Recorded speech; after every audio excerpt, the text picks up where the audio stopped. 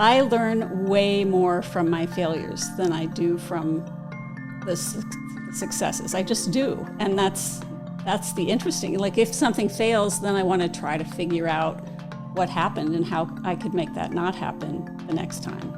And right. in fact, I started this knitted glass because I wanted to try to do it, but my teacher said, "Oh no, you can't do that. That's not going to work."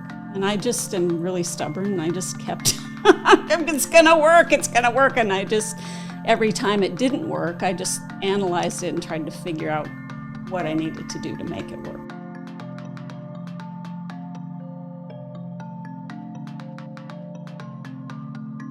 When you started your glass piece of glass art, would you approach it from a more emotional starting point? Something that you want to memorize a situation or an occasion, or you approach it because there was technically something you feel challenging, and by doing so, they give you an opportunity to explore that technical process.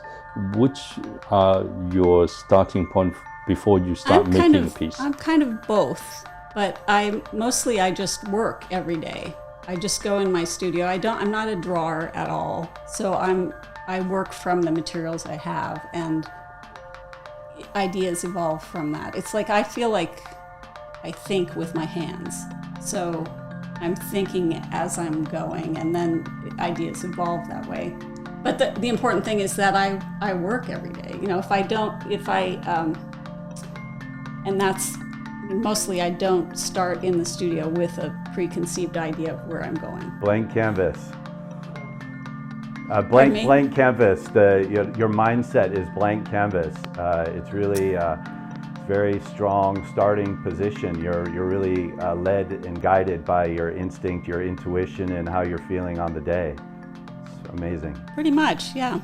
But I think the important thing is just showing up, right? I don't wait for inspiration, because absolutely.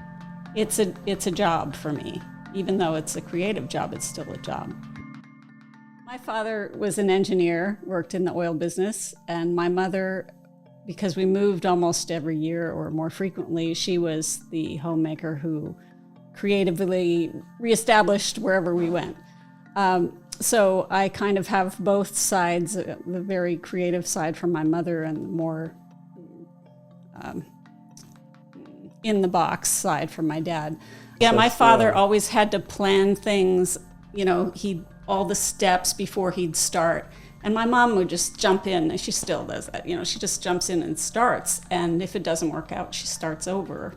And I have a bit of the planning part, but that I tend to put that more towards things like the step, like shipping or something that I still have to do, but not the creative part per se, but all of the other stuff. Because once you make something, you're not done. You still have to finish it and photograph it and find a place to send it and send it out and pack it. And there's all these other things. So that's where I use more of that linear thinking. I started in landscape architecture because it was, wasn't engineering, but smart women didn't do art when I was growing up. That wasn't the thing you did. And I slowly realized I was more interested in art in the landscape and sculpture.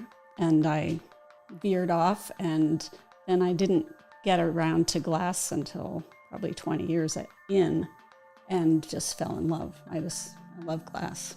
It's just an amazing material. It's very courageous. I don't know about that. No, I mean it sincerely, and I didn't have the courage to do the same thing. I chose a safer route where my creative outlets were focused around what would be the commercial aspects of business.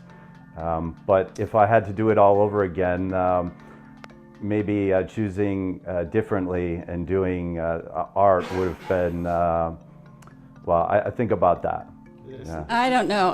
I'm lucky my husband has been my patron, which has worked out, because I think it's difficult to be an artist full-time. Indeed, And in yeah. fact, I don't recommend that anyone does it unless they're so passionate about it that they can't do anything else. You said you start off training as a landscape architect, and then you went into glass creation. Did you actually go through a proper process of learning how to make glass and all the different process of making glass? I did, but I didn't go to school per se. I went to a place called Pratt Fine Arts Center, which is I don't know how to call it. It's just a place to learn different creative processes. It's not a degree program, but every teacher that I learned from had studied at Pilchuck, and so which is a big glass school here, and so I learned a lot that way, and then I trained myself. Did a lot of Self-taught. yes. I mean, not completely, obviously not, but I'm a big at experimenting. I like to make tests and learn. You know, if somebody tells me that I can't do something, I try to, well, why not? And I'll try to do it anyway.